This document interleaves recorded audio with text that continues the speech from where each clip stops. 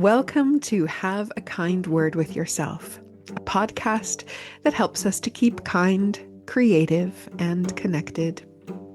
My name is Rose Kondo, and I'm your host. I'm a poet, a performer, a podcaster, and I love connecting with creative communities. And my friends, here we are in the final episode of season 2. Oh my gosh, I am delighted to share this chat that I had with a brilliant poet, performance artist, facilitator, producer, creative mathematician, and proud Mancunian. This is a joyful discussion, full of inspiration and ideas, and I'm thrilled to have had the opportunity to speak with this amazing human. Before we start, I wonder if you had a kind teacher when you were growing up. Education settings can sometimes be challenging and stressful places for staff and for students, but I reckon that most, if not all of us, can recall a teacher or librarian or school staff member that created a bit of kindness or encouragement or safe space for us. I remember Sylvia Maddox, my drama teacher from Kelvin High School. She was wonderful, a little bit bonkers, but really sowed the seeds of inspiration and expression for me. So, yeah, take a moment to bring this person to mind, even if just for a minute or two. And it can be a nice moment of pause and kindness for you too. Okay, let's get today's kind words rolling. My guest today is Keisha Thompson. Keisha is a writer, performance artist, producer, facilitator, and creative mathematician based in Manchester. Her current roles include being the program manager for the Legacies of Enslavement program at The Guardian, the co-chair of the Independent Theatre Council, and a trustee of Olympia's Music Foundation. Formerly, she has been artistic director and CEO of Contact Manchester, chair of radical arts funding body Futures Venture Foundation, and was the first recipient of the Arts Foundation Theatre Makers Award in 2021. Her 2022 residency with Esplanade Theatre in Singapore explored how mathematics can be taught creatively in non-educational spaces. Her work has been presented at such high-profile venues as Tate Modern, Blue Dot Festival, and the British Council Showcase in Edinburgh. What a joy to have you with us. Welcome to Have a Kind Word with Yourself. Thanks for having me. It's always weird when you're hearing all this stuff. It's like, oh yeah, that's me. Yeah, I did all that. Wow, go me. Well, it's a joy to have you here for this chat. And I wonder to kick us off, are there some kind words that you've heard recently? Yeah, I had a really nice session yesterday morning. You mentioned in my bio that I'm currently working for The Guardian, and the program that I'm attached to is Legacies of Enslavement.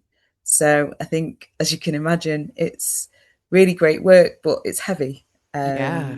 It's not always easy. So what's great is they have someone in place that we can check in with, for like well-being sessions, like coaching and things like that. And we were just talking about rest. Um, and she was just very affirming with the approach that I'm taking and just allowing me to think about the pace that I'm going and that it's not just those moments of pause and thinking are also really valuable. So it was nice to have that validation because you can sometimes get drawn into a kind of momentum or a need for urgency, particularly with what's going on at the moment, when racial politics feels really loud. So, yeah, they were some really useful, kind words.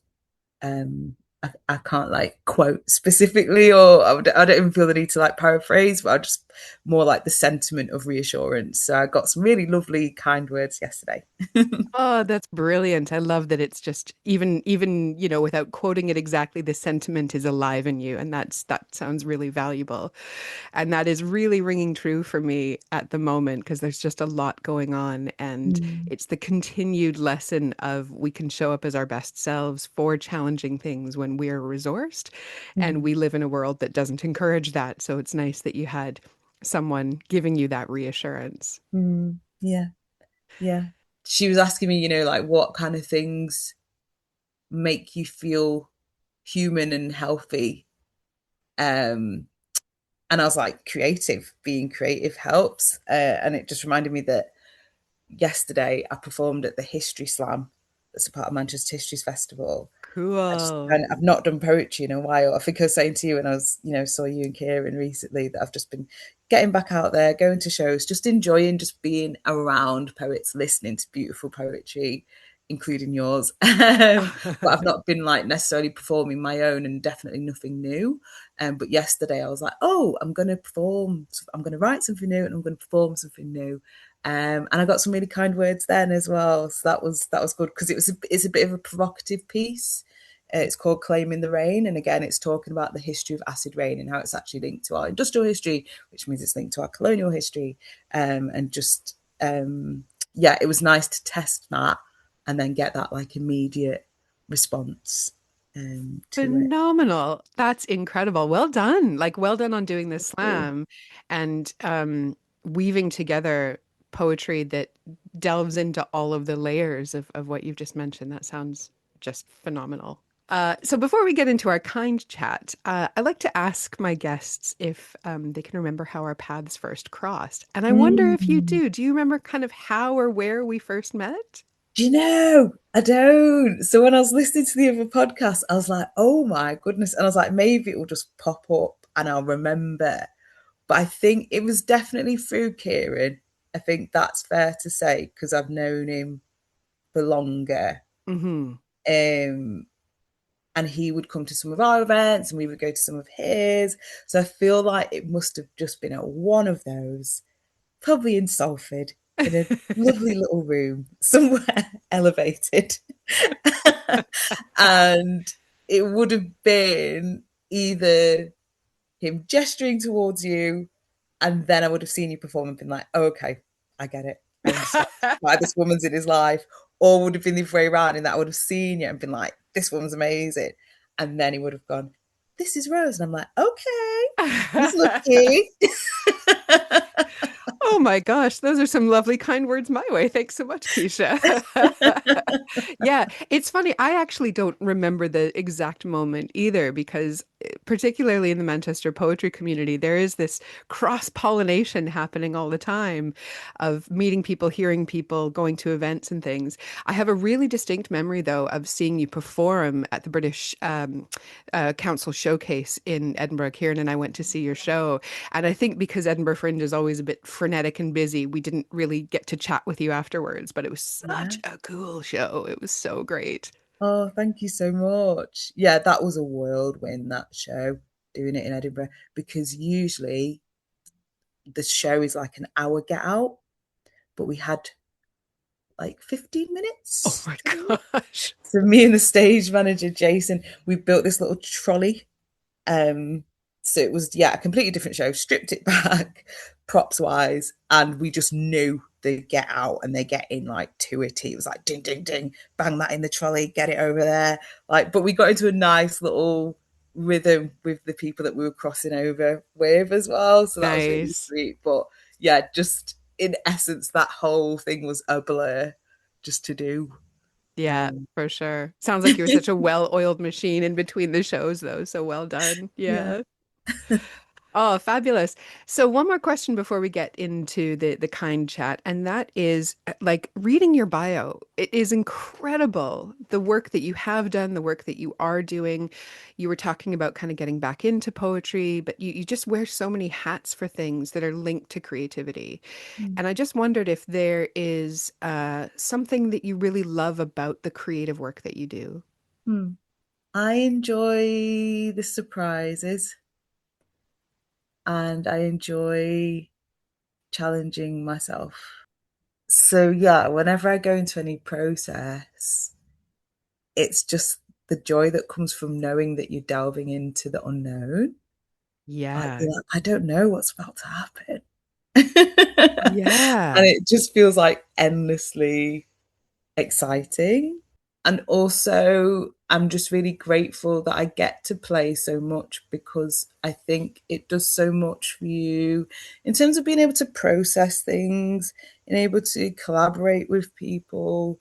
Um, yeah, just discover new things about yourself, what's possible, just modeling, just persistently engaging with potential and Mm. then like it becoming tangible.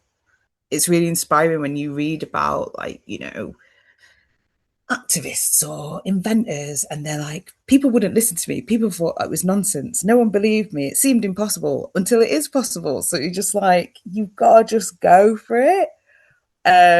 So I'm always just really excited by what is about to happen.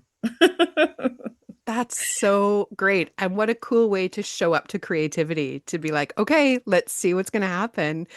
And I'm a fan of alliteration, so the persistent engaging of with potential has really landed. Yeah. But just that regular like, oh, let's delve and see what happens, a kind of discovery and curiosity. Fabulous. Oh, love that. Well, Keisha, we are going to jump into our kind chat. And as you know, I use the word kind to help frame what we talk about because it's such a big concept. So I've broken it down into one word for each of the letters in kind. So the first letter is K and the word is kitchen. So what is in your creative kitchen? What do you use to cook up or create kindness for yourself? Yeah. Do you know what? When I first heard you asking this question to other people, my brain took it really literally. And then I really loved that. Was it Caris? Is that Hmm. that's her name? I think when you were interviewing her, she did the same. And I was like, yes, yes, Caris, I'm glad because I want to do the same thing. Because I just love food. Anyone Yeah. that knows me, like I talk about food all the time. I think about food all the time. I wake up and I'm like, what am I having for dinner? Like, just whilst I'm eating dinner, I'm like, what am I having for breakfast? It's Yes. like it's just a part of my life. Um, so I'm gonna answer it quite literally. Great. And again, for people who know me, they're not going to be remotely surprised by this. But I talk about beetroot all the time, like beetroot Talk juice. about surprise. I never would have guessed that's what you were going to say. Beetroot juice is the truth. It's the one. Like when I noticed, and I think, this is different for everyone. You've got to find the thing that gives you joy and also energizes you. And I mean, gives you joy in that it's a multi-sensory experience when you're eating. Like it has to look good.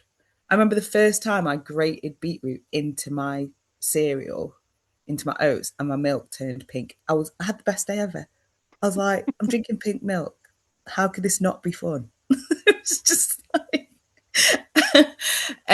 so I just really take joy in the beetroot and it brings me a whole spectrum of drama because it stains my hands. I look as if I've been doing something very, dodgy. So there's all that as well. Like it's a whole journey. Um, but it gives me a lot of energy. It makes me feel really well. And I know that when I've not eaten it, I definitely notice like my energy levels dropping. Um, and I can have it in different forms. I've got friends have bought me tea bags, beetroot tea. I have it savoury, sweet. I love pickling it, fermenting it. Um, yes. So beetroot is definitely in my creative kitchen. It's a part of my ritual. And just to be a bit more expansive about that, it's definitely something that I take seriously. And I really appreciate that my mum raised me with this sense of like nutrition and really Mm, listening to my body and, drinking cod liver oil and all that kind of stuff.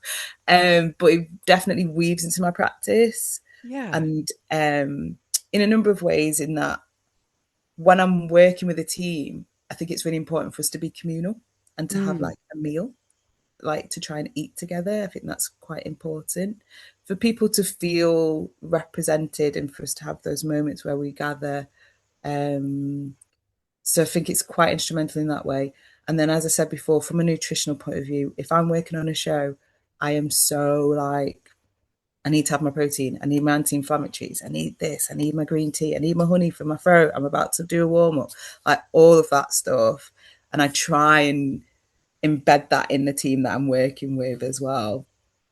And then also it's just nice to have treats as well at the end when you buy people like, a chocolate bar and all this kind of stuff. So um, just in general, food is very much a part of my practice. Yeah.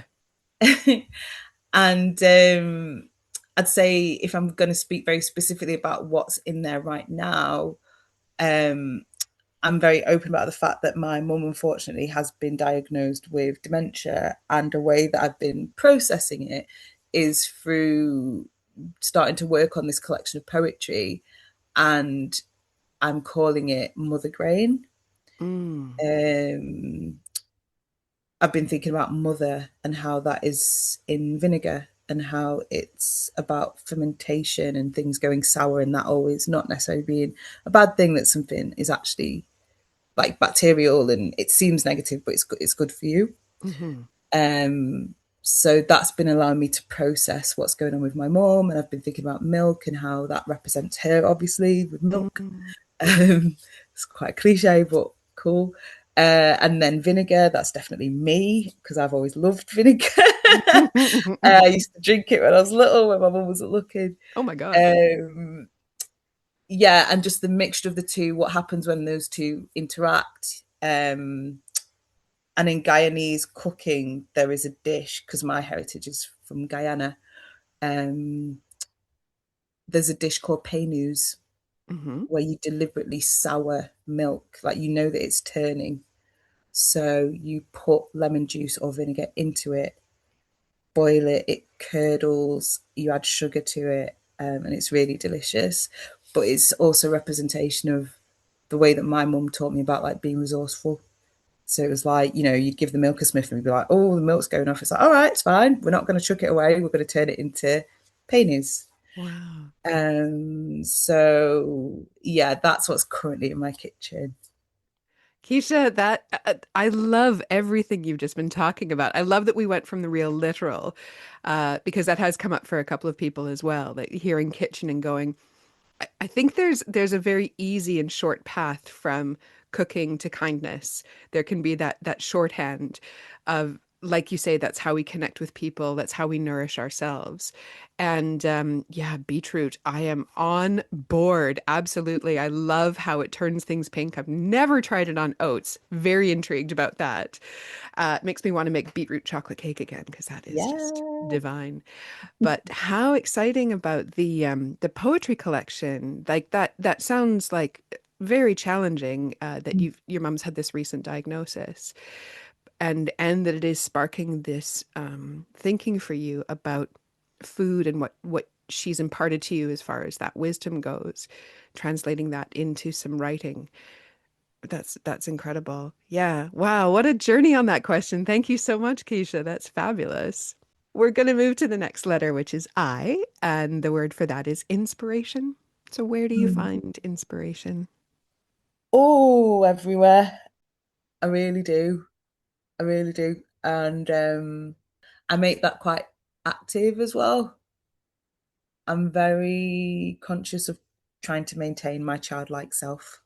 I don't know how many people engage with stuff like numerology. I'm one of those people that engage with it, but I'm also like really critical and skeptical about it as Sure. well.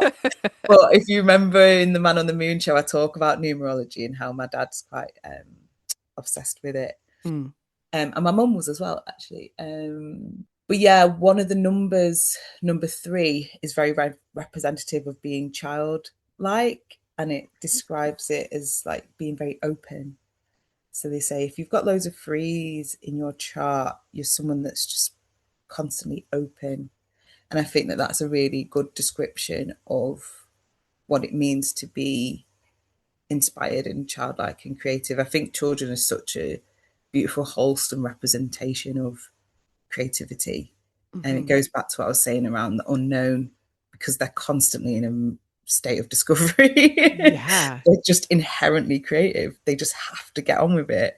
Um, I remember speaking to an ex-partner's mom, and she was talking about how when she was raising her son in Mozambique, how he would be jumping through like different languages and how it would be so poetic what she felt like he was coming out with, because he was drawing from all these different languages and didn't know what he was doing, but he was just trying his best to just communicate.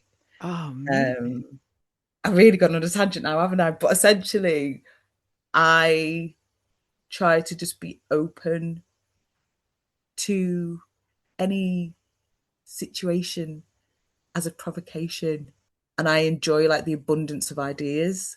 I get ideas all the time, and then sometimes I've just got to be like, yeah, I can't do anything with you, I'm sorry. Yeah. And I just have like a bank of, I've got a notes in my phone and like emails. I'm like, oh, maybe this, maybe that, da, da, da, da, da, da. And it's just constant. But I don't let it like bog me down, or else. Yeah. Can But be a bit I just, overwhelming. yeah, I think I just allow that to be affirming, because I'm like, Mm. I'm always coming up with ideas.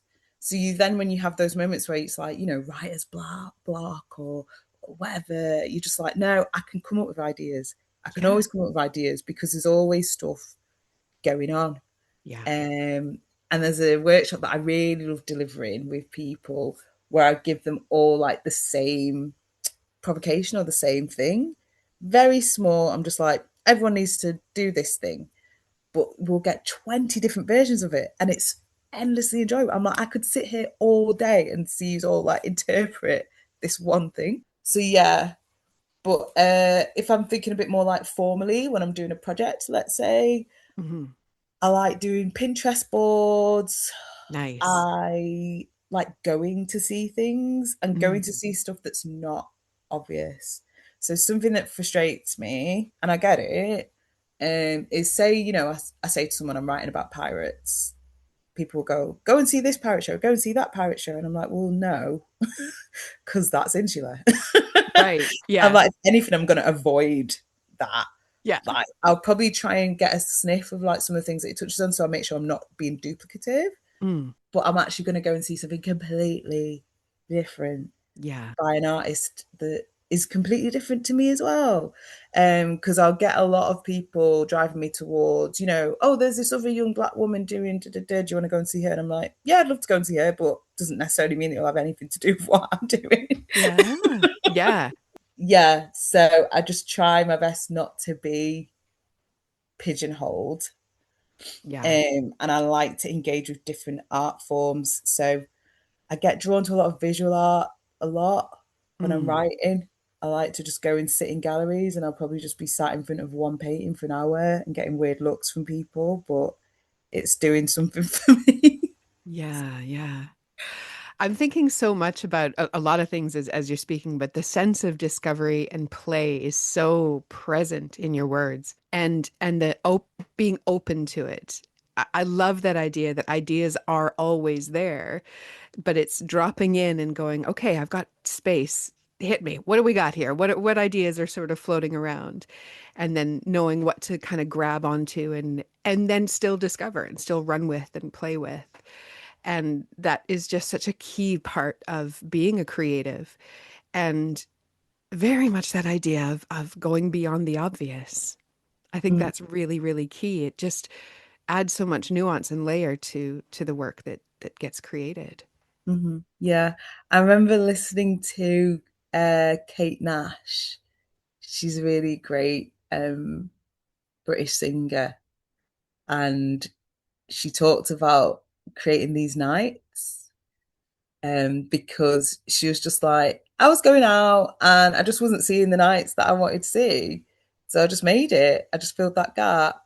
And I feel like I've heard so many different like creative artistic people speak in that way of just like, sometimes you get inspired by what you don't see, like your own kind of imagination, and you think that something exists and it doesn't, and you're like, oh right, well I've got to go and make that then.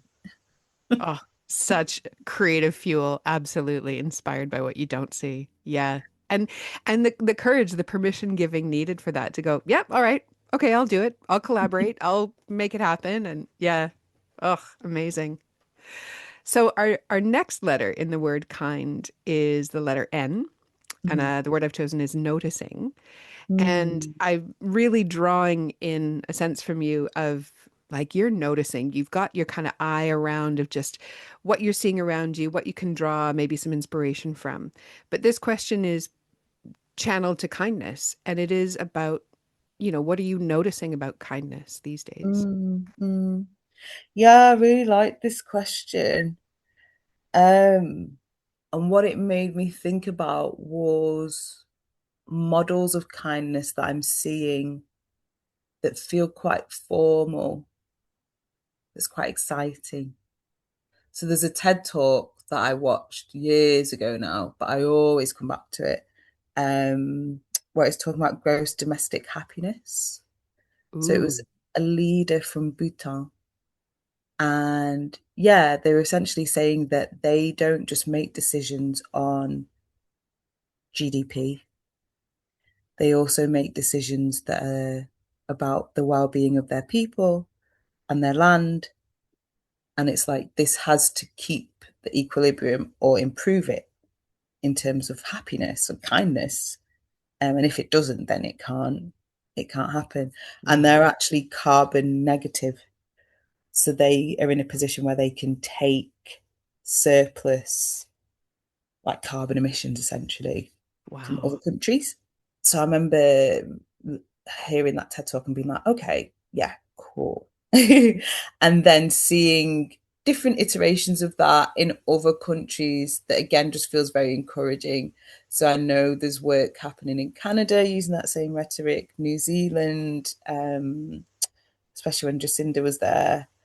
I think there was like a happiness index or something, or a well-being index that was being woven into conversations at policy level. Hmm. And then even close to home, seeing Ireland, where they have Creative Ireland, where they've been doing all this stuff for years now, again, like feeding creativity into policy. Hmm. And Wales, where they've got the Future Generations Act. So it's like our decisions need to improve the well-being of those before us, and because we know that that's not what has happened Yeah. in recent history. Um, so that's what I'm noticing, where we're a bit more comfortable with using language which I feel would have been called soft or frivolous previously. And I'm not going to be naive, because we're also in a moment where there's a lot of like, oh, strong man, and let's be hard and let's just be at war. Hmm. Let's be cruel. Hmm. That is there. Yeah. Um, but yeah, I think there's also this kind of confidence of talking about kindness in a very serious way that I'm noticing. And I don't know if that's just because, you know, I'm an adult and maybe paying attention to stuff. But uh, I did, when I was a teenager, I was reading a lot and trying to engage with politics. And I don't think I was seeing things or hearing things being articulated in that way. I Hmm. don't think so anyway. Yeah, it's interesting what comes on our radar, sometimes because it's a phrase that my dear friend Erin's granny would say, which is what you look for, you will see. So if this is on your radar to look for these formal examples of kindness being brought into policy, then we'll see it. But like, why not look for that? Mm. Even if it's been around for a while, if we can more broadly bring it into our awareness and our consciousness, that is only a good thing. We then talk about it like we're talking about it here, and hopefully Mm. listeners hear it and go and look up that TED Talk, and that ripple effect is really, really valuable. But yeah, there does seem to be this kind of, and again, I don't know if it's because I'm now doing a podcast about kindness and I'm seeing it more, but there seems to be this germination of recognizing that kindness isn't a soft, Mhm. weak thing, that there is deep strength in it. mm, mm. Yeah. So that's what I'm noticing, and it's encouraging. Yeah, absolutely. With all of the negative, really challenging stuff going on, that there are those who are determined to, like you were saying about Ireland having the artist's living wage experiment or test pilot that they were Yeah. doing, and just going, okay, at some level, this is on people's radar that we will only move forward effectively if we are well as humans Hmm. Hmm. in all levels. So, our final letter in the word kind is D. Hmm. And the word I have for D is dream. And this again feels like it's led to all that we've been talking about so far is kind of led here. But I'd love to know what you dream of for kindness in the future. What do I dream? What do I dream? It's so interesting because with some of the other questions, I made little notes. I was like, oh, I might want to mention that, might want to mention that. But with this one, I left it empty because I feel like you need to be quite present when you're thinking about dreams. Mm, And my mind feels quite empty at the moment, but I think that's a demonstration of how I see kindness mm, and an extension of this conversation we've had so far, that I don't want to pin it down. mm. Um, I don't want to assume that I know it. It feels that it's bigger than me. Yeah. Kindness is something that I'm striving for. And in that endeavor, I shouldn't try to think that I know what it looks like. So I feel more spurred on by the feeling or the intention. Who am I when I'm trying to be kind? And how can I turn that into action so that that then gives other people permission to be kind to themselves? So that's my dream, that it continues to be ephemeral. Yeah. I really used to remember my dreams when I was younger, and now I don't as much. Yeah. And I don't get upset about it as much because they used to be, they're just funny. I just really loved like the psychological nonsense. Like it is just you just pushing all this stuff together that you've done for the past few days into this little sieve, and it just comes out. But then the stuff that comes out that's actually a bit more like an omen, or just feels a bit more spiritual and whatever. And it was always fun unpacking those. So yeah, it used to frustrate me that I don't really remember my dreams as much now, but now I'm just like, no, it's cool. Like I'm still alive. Like don't worry, my brain's still working. So yeah, I suppose I'm just kind of mirroring that essence of what dreams are for me right now, and I don't really get to like visualize them. But I Yeah. wake up knowing that I've dreamt. I know that I've processed things. I know that I've gone on a journey, and it's fine that I don't necessarily remember it. So yeah, I feel the same with kindness, that my dream, I don't need to dream it because it exists. It's there. That just gave me goosebumps. That's beautiful. That is so beautiful. And it really, I'm thinking back to what you were saying about kind words that you heard recently, and that it's the feeling of them that kind of transcends language sometimes, or transcends that really cognitive interpretation of something into fitting in our alphabet of letters, like, or fitting into a post online or something like that, that it actually can be this sort of ocean of sensoriness in us, that is still really valuable and still really important for us to function as humans and as a community. So the non-naming of it is, I'm struggling for a word to describe it. And that I think is sort of the point, that yeah, not having to distill everything down into words, but trusting the feeling of it can Mm, be such a part of the bedrock of kindness. mm, mm. Yeah. Thank you so much for Articulating what I was trying to say. Reflecting back. Yeah. I'm like, yes, yes, yes. That's what I meant. Great.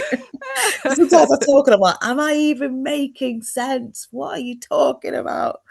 But yeah, I'm glad that that Yeah. resonated. Well, and I think that's a funny point too, that that comes up a little bit in these chats as well, because it is just giving some time to let the expansiveness of these questions happen.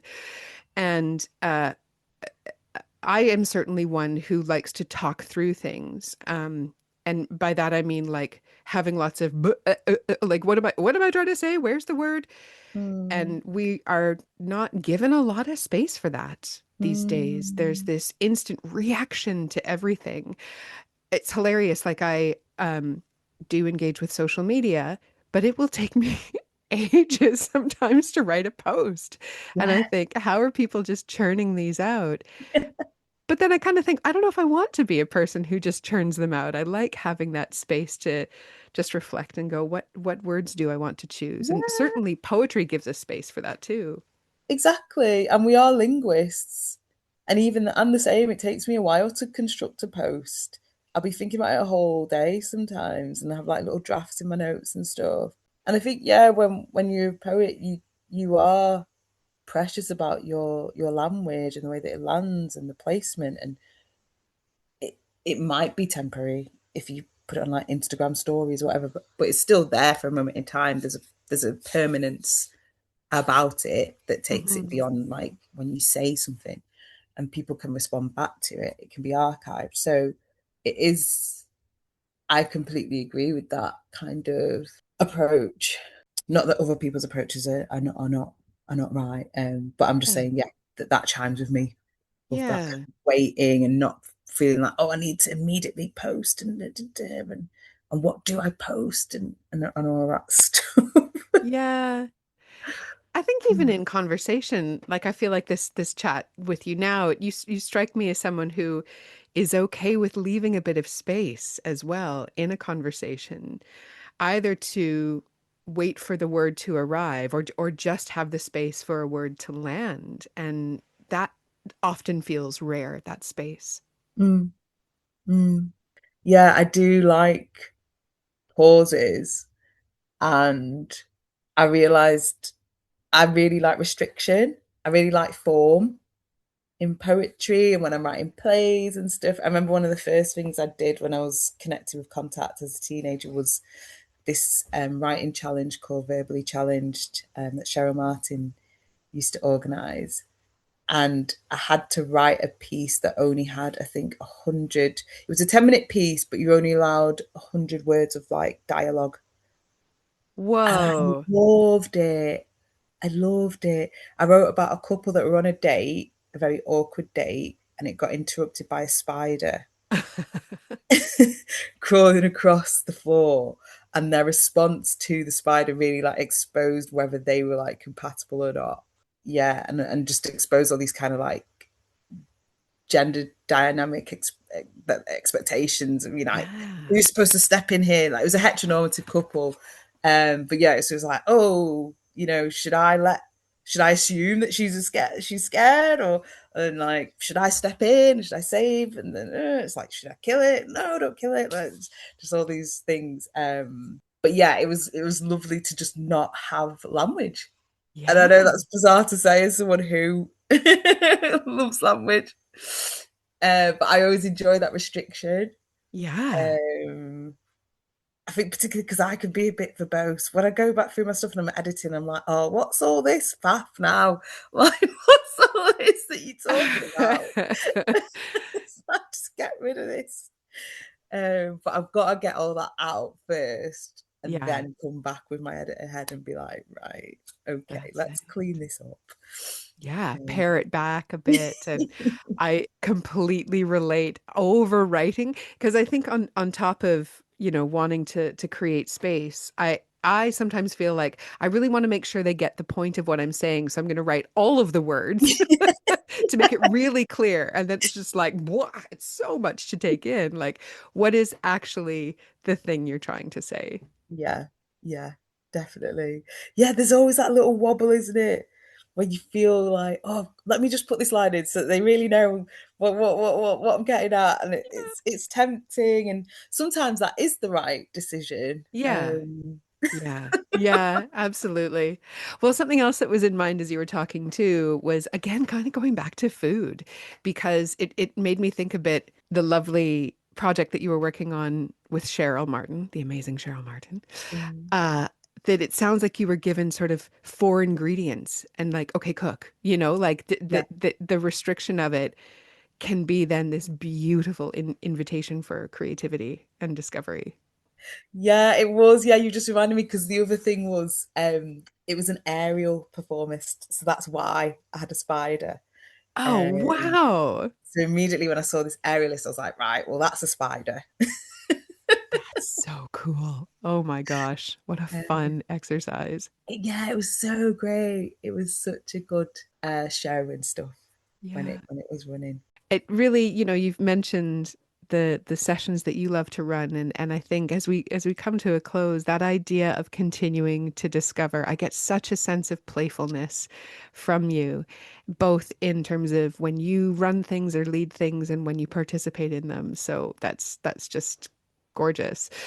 This podcast has as a tagline how we can explore keeping kind, creative, and connected. Mhm. And I love to gather top tips, not as a kind of rule book that has to be followed, but just for those sort of touchstones of how we can do that. So, what would be a top tip from you about how to keep kind, creative, and connected?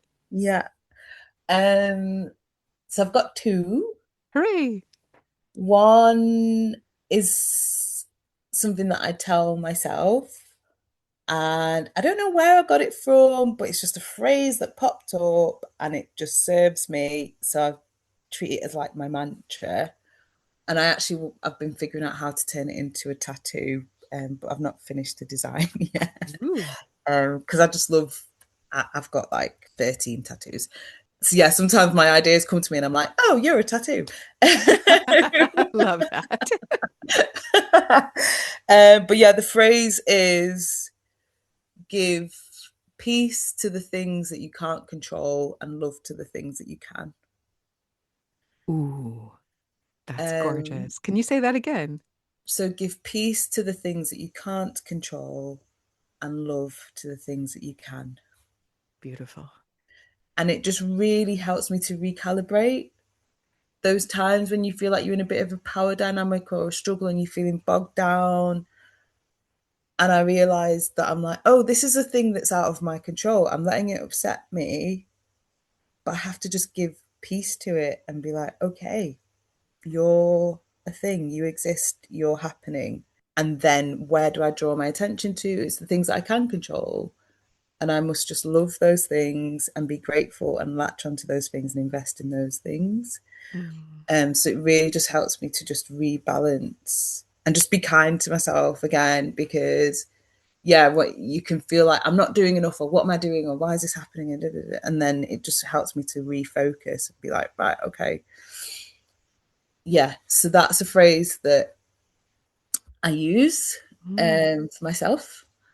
And then I remember actually when I was in Singapore and I was having a really lovely breakfast with this guy that I made friends with. He was head chef and he was like showing me all the lovely like little secret spots in Singapore. Mm. And we went to this very small place that made granola. Okay. So he was just like, I'm gonna take you to get like the best granola. I was like, okay. I didn't know there were like heights of granola, but this was some good granola though. I'm not gonna lie to you, it was really Yeah. tasty. But we sat outside eating this delicious granola with this yogurt, and there was a board in front. You know, you've got like outside shops and they have like their little blackboard and they'll put stuff on Yeah. there. And the phrase was, everything that you do today is what was supposed to be done. Wow. And I was just like, oh, yeah, I love that. I love that. Yeah. Because again, we can be really cruel to ourselves sometimes, be like, well, I was supposed to do this and my to do list, and this was supposed to happen. And it's just like, no, everything that was supposed to happen today is what was supposed to happen. And that can be bad stuff as well. That can be stuff where Yeah. you actually go, well, I know I needed to get that done, and you reflect on that. Like you need, Yeah. maybe you needed that learning, that moment to go, oh, I actually really care about this. So Mm. this frustration that I'm feeling means that tomorrow I need to do these things. Yeah. So it doesn't mean that every day is perfect, but Yeah. it's just about being present and going, whatever it is that's happened today, like digest it and then carry on. Um, but yeah, I just really remember that board all the time and just feeling really grateful for whoever like wrote it down. I was like, oh yeah, whoever you are that put that down. Great, thanks.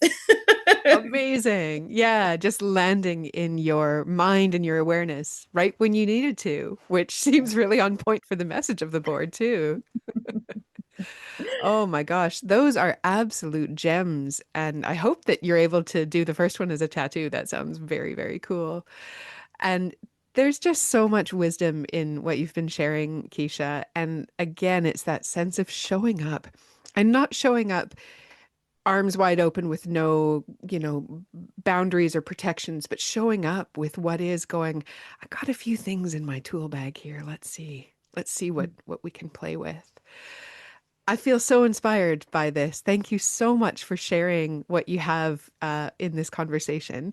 Is there anything you want to tell listeners about or plug before we wrap up? um, no, I don't think so. I've got stuff that's bubbling along, but I'm at that point now where I'm still in research mode and I Yeah, don't necessarily want to talk about them too much. that's completely Um, fair. and I already mentioned the collection of poems that I'm working on in regard to like my mum's experience. Um, and then yeah, the stuff that I'm doing with the Guardian. If Yeah. anyone wants to know more, they can always just go on the website, Legacies of Enslavement, and just find out about that. I'm always really up for people engaging with me on that. But yeah, I'm like joyfully and intentionally in the shadows at the moment. I went to Norway at the end of last year over the Christmas period and Yeah. came back on the 6th of January. So it was a massive break. It felt very indulgent. Yeah. And it was also really ridiculous because it was a cruise. It was a Northern Lights cruise. Oh, I've never been on wow. a cruise.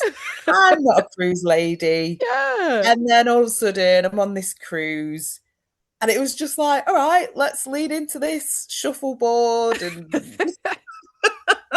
let's what are we doing? But it just really helped me to just reflect and go, do you know what? I'm taking my foot off the pedal. So I Yeah. came back and I was like, I'm only checking my emails, freelance emails like Wednesdays and Fridays. I'm stepping down from some of the commitments boards, groups that I'm a part of. I've really enjoyed mentoring and being an advisor and stuff like that. But I was like, I just need to reclaim my space. I need to reclaim my time. And then just invited a few artist friends around, and we just had like a little scratch evening, just allowed my friends to just share stuff. So yeah, they're the things that I've been doing really. So they're all kind of covert and informal.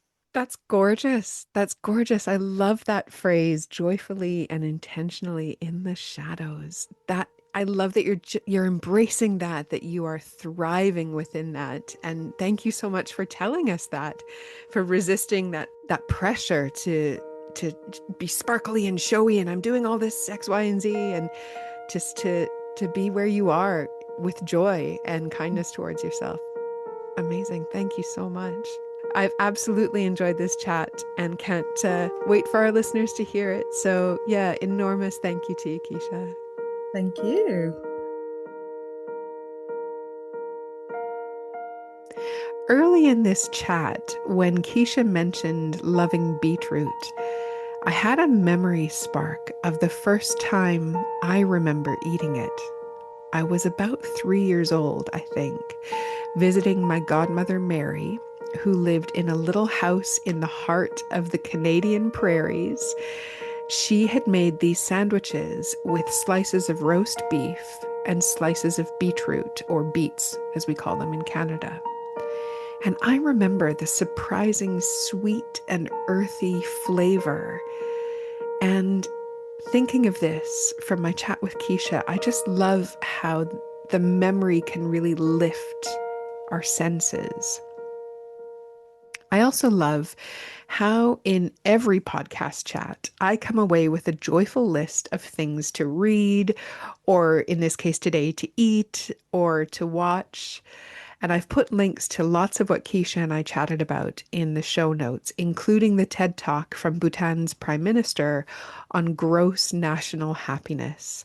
The talk was from 10 years ago, but it feels as resonant today and perhaps even more so. So do check it out. And as we come to the end of season 2, I feel grateful to hold close the phrase that Keisha shared. Everything you do today is what was supposed to be done. I'm going to add that phrase to the collection of Post-its that are on the wall above my desk, in front of me now where I'm sitting. And these phrases are touchstones that really help me to keep kind to myself. Huge thanks to Keisha for these words and for all that you shared, and enormous gratitude to my incredible guests this season. I have enjoyed all of the chats, and I have loved sharing them with you. Dear listeners, I've got plans cooking up for season 3 coming later this year, and there will be more amazing, kind, creative, and connected chats ahead. Be sure to subscribe on Spotify, Apple Podcasts, Podbean, or YouTube to stay in the loop. And if you have thoughts or ideas or reflections, please do comment or share a review. Have a Kind Word with Yourself, the podcast, is written, hosted, and produced by me, Rose Kondo. You can find out more about me and my work at rosekondo.net, which has been beautifully illustrated by artist Neve Wood, also known as Little Badger. I've linked her Instagram in the show notes as well, so please check her out, along with Eleonora Rosca, who is the amazing composer and recorder of our beautiful podcast music. And finally, please share this. Help us to keep kind, creative, and connected.